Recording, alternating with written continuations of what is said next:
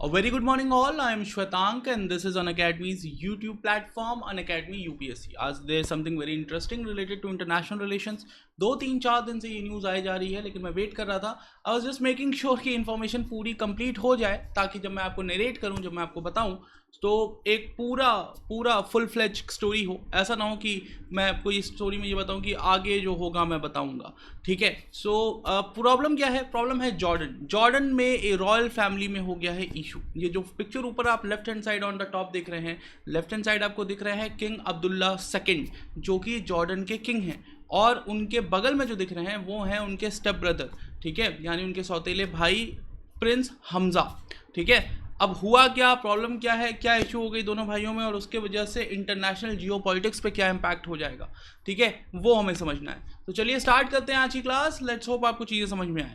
Okay, so the news came in. अब news कल आई है. Jordan prince Hamza pledges allegiance to king after mediation हुआ, कुछ इशू क्रिएट हुआ था, मेडिएशन हुआ और अब रॉयल फैमिली ने बोल दिया है कि भाई प्रिंस हमजा ने कह दिया है कि वो अपने बड़े भाई की सारी बातें मानेंगे और साथ ही साथ इसीलिए उसके बाद फिर रॉयल फैमिली ने भी बोल दिया कि अब कोई भी जॉर्डन की रॉयल फैमिली से रिलेटेड न्यूज़ जॉर्डन की मीडिया पब्लिश नहीं करेगी. ठीक है. जो पीछे आपको शहर दिख रहा है ये अम्मन है. अम्मन यानी जॉर्डन की कैपिटल. अब आइए आगे समझते हैं इसको, और लेकिन आगे समझने से पहले let's also talk a bit about Unacademy, क्योंकि अनअकैडमी हमें अपॉर्चुनिटी दे रहा है इस तरह से इंटरैक्ट करने की. तो देखें, अगर आप अपने सिविल सर्विस एस्पिरेशंस को लेके सीरियस हैं, make sure to prepare through Unacademy. ठीक है. आइकॉनिक प्लस सब्सक्रिप्शनशिप की डिटेल्स आपके सामने दी हुई हैं. What ever suits you better वो आप ज्वाइन कर सकते हैं. कोड यूज़ कर लेंगे SPYT और आपको 10% डिस्काउंट भी मिल जाएगा. ये सब आप बाद में करिएगा. एक चीज़ इमीडिएटली जो कर सकते हैं वो ऐप डाउनलोड करिए पहले अनअकैडमी का, और सारी फ्री क्लासेस फ्री लेक्चर्स देखना शुरू कर दीजिए. उससे आपको तुरंत बहुत सारी हेल्प मिल जाएगी. एक चीज़ें क्लियर आउट हो जाएंगी, क्रिस्टल क्लियर, कि एक्चुअली आपको करना क्या है प्रिपरेशन के लिए. So if you are in college, if you are in job, you are getting confuse कि कैसे करना कैसे है, that will be very helpful. Accordingly अब एक चीज और, आइकॉनिक और प्लस लिखा था, कई स्टूडेंट्स को पता नहीं होता, तो let me explain that thing also.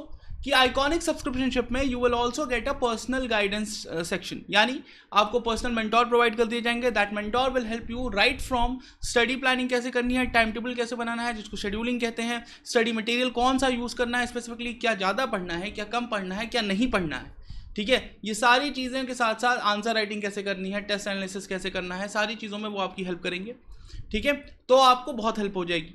तो भाई आइकॉनिक में that is something which is extra. तो अब ये चीज़ समझ गए, अकॉर्डिंगली आप सब्सक्रिप्शन ले लेंगे. चलिए, एक बार आपने सब्सक्रिप्शन ले लिया, उसके बाद ये बैचेस स्टार्ट हो रही हैं, इनको आप ज्वाइन कर लेंगे जल्दी से. ठीक है. आ जाओ. फ्री टेस्ट सीरीज जो चल रही है, ज़्यादा से ज़्यादा टेस्ट देते रहें. याद रखिए जून 27 को प्रिलिमिनरी एग्जामिनेशन है. अगर आपने मार्च 24 से पहले फॉर्म भरा था, अगर आप प्रीलिम्स का पेपर दे रहे हैं तो ज़्यादा से ज़्यादा टेस्ट देते रहिए. ज़रूरी है. ठीक है, कि आप अपने आप को बार बार आंकते रहें कि आप कहाँ पे पहुँचे हैं. चलिए, अब हम आते हैं वापस से कहाँ, जॉर्डन पे. अब जॉर्डन पे आगे बढ़ने से पहले कुछ चीज़ें पहले समझ लीजिए कि अगर आप अपने स्क्रीन पे लेफ्ट हैंड साइड देखेंगे तो आप देखेंगे एक मैप, और मैप किसका दिख रहा है? मैप बीचों बीच में आपको दिख रहा है जॉर्डन. जॉर्डन के वेस्ट में क्या है? जॉर्डन के वेस्ट में है इजराइल और पैलेस्टाइन. और जॉर्डन के ईस्ट में क्या है? जॉर्डन के ईस्ट में है सऊदी अरेबिया और इराक. और जॉर्डन के नॉर्थ में क्या है? जॉर्डन के नॉर्थ में है सीरिया. जॉर्डन के साउथ में भी सऊदी अरेबिया है, और जॉर्डन के पास थोड़ा सा ओशन का कनेक्शन है जो कि रेड सी में कनेक्ट होता है. अगर मैं आपको समझा दूं. ठीक है. ये देखिए, ये यहाँ पे अल अकबा जो लिखा हुआ है ना, ये एरिया जियोपॉलिटिकली और भी इंपॉर्टेंट हो रहा है, क्योंकि सऊदी अरेबिया यहीं नीचे की तरफ, मेरे पीछे पिक्चर नहीं छुप गई होगी लेकिन मेरे पीछे है वो एग्जैक्टली, वहाँ पे सऊदी अरेबिया बना रहा है नया सेंटर, और अपना जो न्यूम शहर है, ठीक है, वो भी जॉर्डन के बॉर्डर के पास ही. चलिए, अब राइट हैंड साइड जो आपको दिख रहा है ये क्या है? ये है जॉर्डन की रॉयल फैमिली की हायरार्की.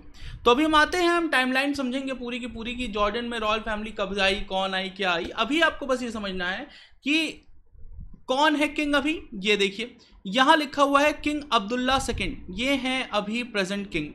इनकी वाइफ है क्वीन रानिया. ठीक है, क्वीन रानिया कहते हैं इंग्लिश में. ठीक है. और इनके बेटे हैं अल हुसैन. तो भाई अगर ये किंग हुए, ये क्वीन हुई, तो इनके बेटे अल हुसैन हुए क्राउन प्रिंस. क्राउन प्रिंस क्या होता है? Next in line. अगर किंग की डेथ हो जाए तो अगले किंग कौन बनेंगे? क्राउन प्रिंस बनेंगे. ठीक है. चलो, अब बात को समझें. अब पहले जॉर्डन के किंग कौन थे? जॉर्डन के पहले किंग थे अल हुसैन। अल हुसैन कब से कब तक किंग थे? अल हुसैन 1935 में पैदा हुए थे, 1952 में वो किंग बने थे और 1999 तक वो जॉर्डन के किंग रहे। ठीक है, अब जो अल हुसैन ने 4 शादियां की और 4 शादियों में उनके जो सबसे बड़े बेटे थे उनका नाम था वही है, वो थे प्रिंस अब्दुल्ला, जो अब किंग अब्दुल्ला बन गए।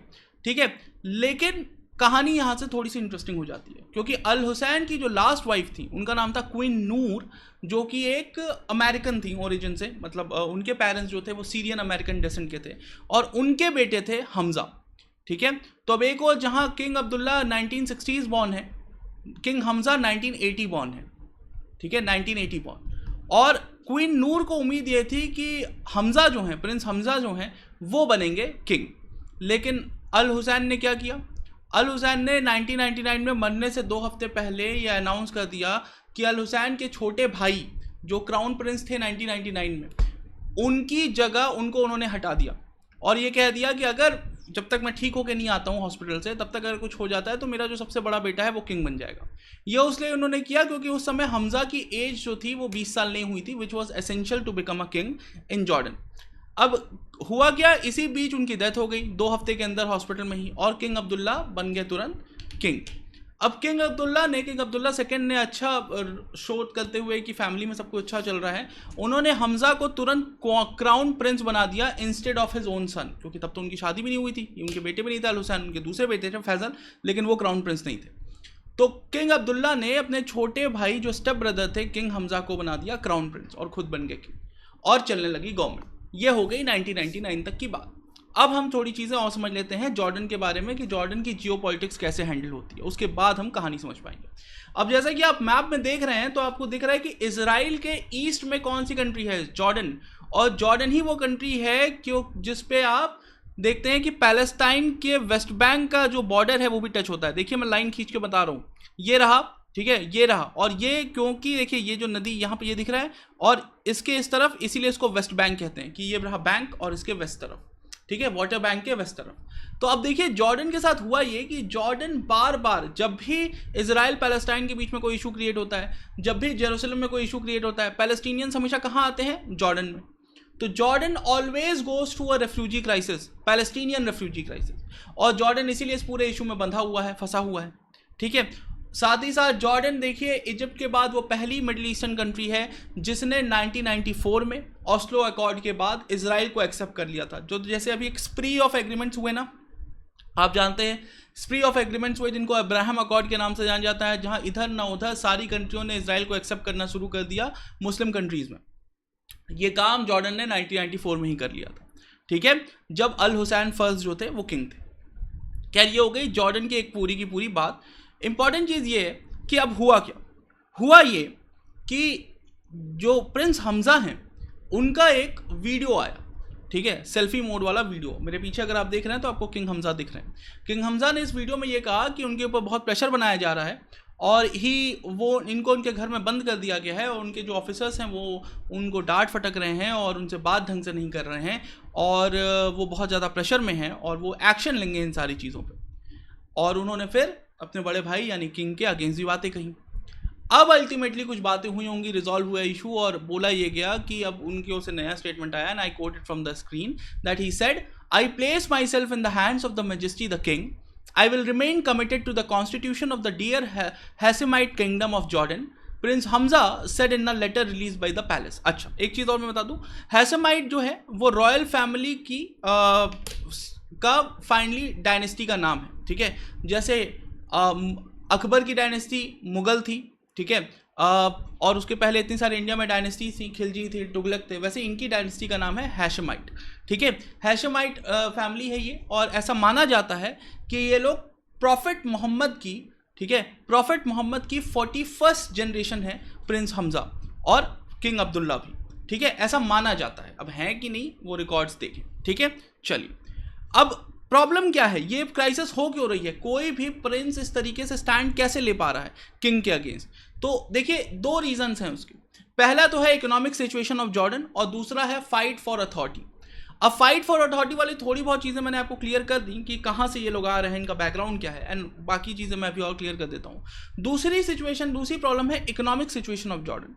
अगर आप नीचे जो कर्व्स हैं, जो नीचे ग्राफ बने हुआ है, उसको आप देखेंगे बार ग्राफ को, तो आप उसमें ध्यान देंगे कि 2020 इज़ अ ईयर जब जॉर्डेनियन जीडीपी जो है, ठीक है, जॉर्डेनियन इकॉनमी नीचे की ओर क्रैश कर रही है, उनकी जीडीपी -5% चली गई है, और otherwise also Jordan was not in a very good condition. जिस तरीके से IMF ने इंडिया को सपोर्ट किया था 1991 में, उसी तरीके से जॉर्डन को भी IMF की सपोर्ट लेनी पड़ी थी 1996 में, ठीक है। इसके साथ साथ जॉर्डन जो है वो अमेरिका का एक बहुत बड़ा अलाई है, ठीक है, मिड वेस्ट में, मिडल ईस्ट में, ठीक है, not mid west, mid east में। तो मिडल ईस्ट में बहुत बड़ा हेल्पफुल होता है हमेशा जॉर्डन उनका, अमेरिकन का, और इसीलिए कई सारे मिलिटेंट ऑर्गेनाइजेशन भी इस रॉयल फैमिली के अगेंस्ट रहते हैं, ठीक है। सो जब इकोनॉमिक वूज बढ़ते हैं तो सड़कों पे आइडिया होते हैं, चांसेस होते हैं कि डेमोन्स्ट्रेशन होंगे, पब्लिक सड़कों पे आ जाएगी। अगर पब्लिक सड़कों पे आएगी तो उसका इम्पैक्ट इससे दिखेगा क्योंकि किंग को डिफिकल्टी होगी।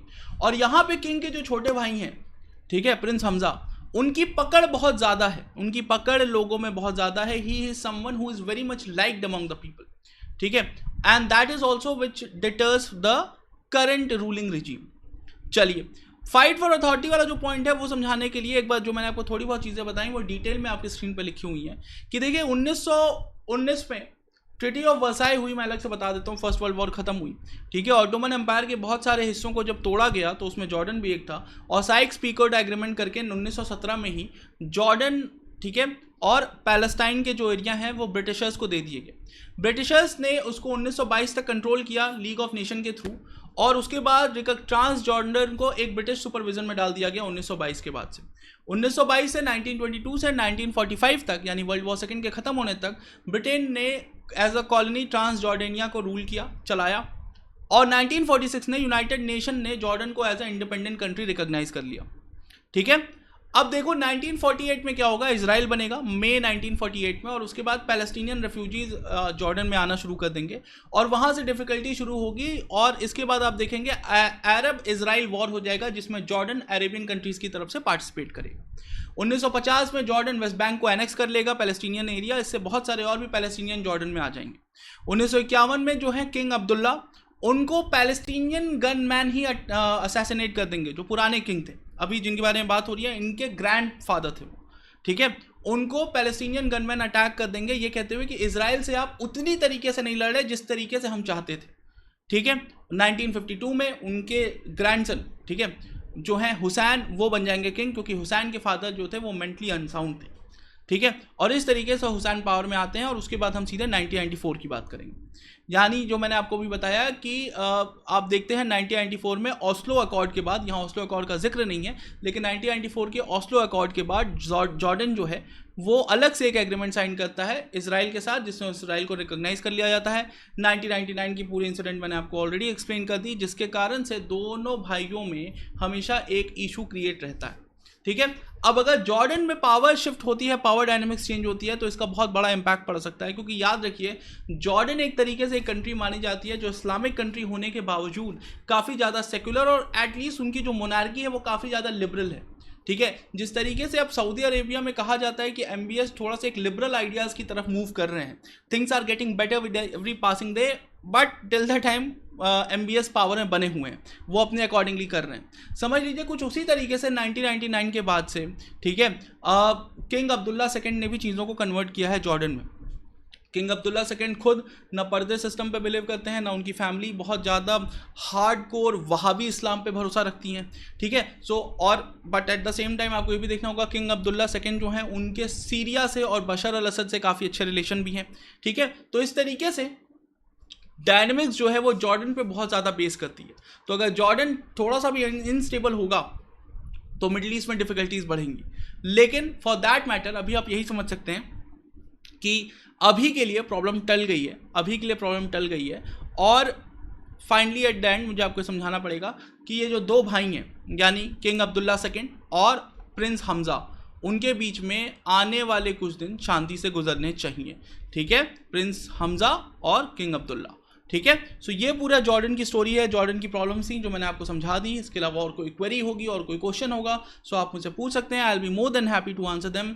ठीक है, एक चीज़ before ending the class let me remind you कि यूपीएससी सीएससी का जो सब्सक्रिप्शन था, ठीक है, वो उसको एक्सटेंड कराने की डेट अप्रैल 28 तक बढ़ गई है। तो यानी आप अगर आप सब्सक्रिप्शन अभी ले रहे हैं, क्योंकि हमें पता है कि आपको थोड़ा सा स्ट्रेस हो रहा होगा कि जी 2022 में एग्जामिनेशन कब होगा, डर लग रहा है, ठीक है, कहीं ऐसा ना हो कि हम सब्सक्रिप्शन ले लें और उसके बाद एग्जामिनेशन की डेट में इशू कुछ क्रिएट हो जाए और फिर जब एग्जामिनेशन की डेट आए 2022 में तो हमारे पास सब्सक्रिप्शन ना हो। इससे अनअकैडमी आपके लिए सब्सक्रिप्शन को एक्सटेंड कर देगी अगर आप अप्रैल 28 के पहले तक सब्सक्रिप्शन लेंगे। तो मेक श्योर कि उससे पहले आप सब्सक्रिप्शन ले लें, SPYT कोड उसके लिए यूज़ कर लें। ठीक है, कॉम्बैट में पार्टिसिपेट करते रहें हर वीक संडे को सुबह 11 बजे याद से। इससे आपको पता चलता रहेगा आप कहाँ स्टैंड करते हैं ऑल ओवर इंडिया में। So make sure you do that. ठीक है, चलो that will be all for now. Let's catch up tomorrow morning. Have a very nice day and if possible try to attend the modern history session at 11:30 on this channel only. Thank you and have a nice day.